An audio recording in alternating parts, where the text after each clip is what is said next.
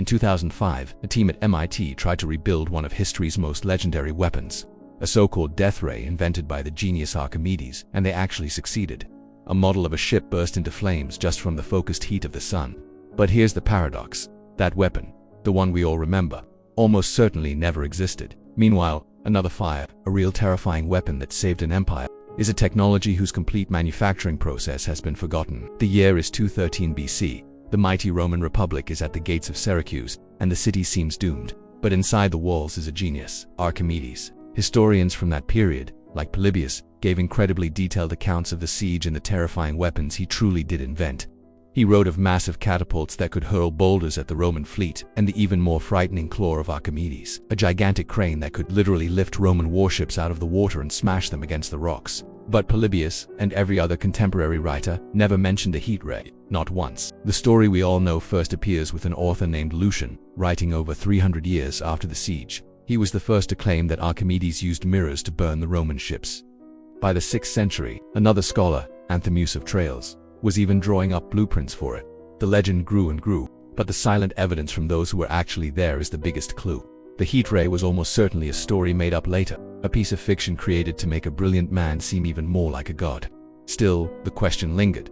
Could it even work? In 2005, MIT put the legend to the test. They took 127 flat bronze mirrors and focused them on a wooden mock-up of a Roman ship about 100 feet away. The weather had to be perfectly clear and sunny.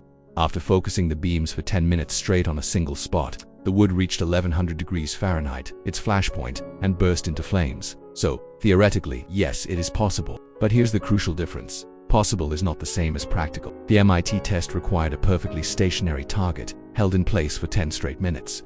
In a real naval battle, ships are constantly moving, bobbing on the waves, turning to avoid attack. The sky isn't always clear.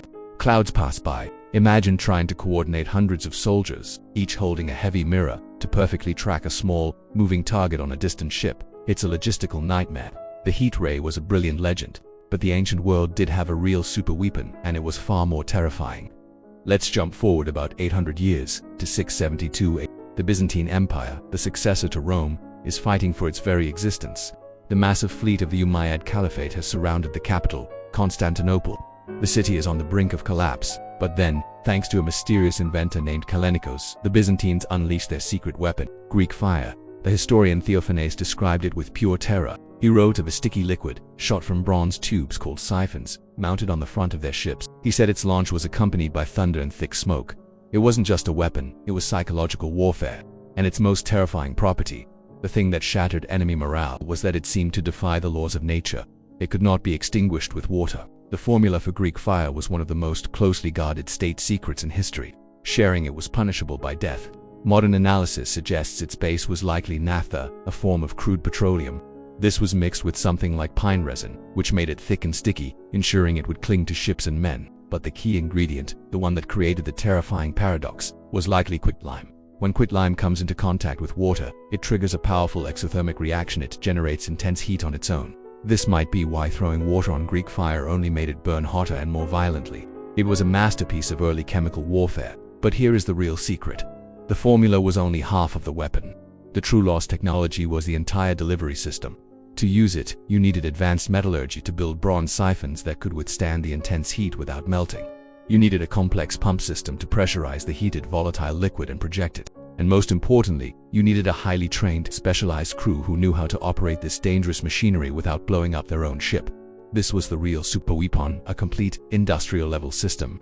A technology whose complete knowledge has seemingly been lost to time. History is filled with these strange paradoxes. We remember the story of Archimedes Heat Ray, a beautiful, elegant legend of a single man's genius, even though it almost certainly never worked in a real battle.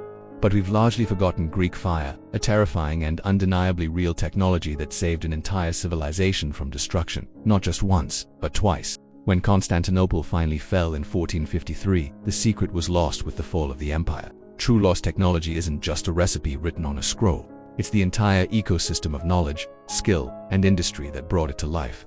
And sometimes, the truth we've forgotten is far more incredible than the myth we remember. Thanks for watching. If you found this journey into lost technology fascinating, be sure to subscribe and hit that notification bell for more deep dives into history's greatest mysteries.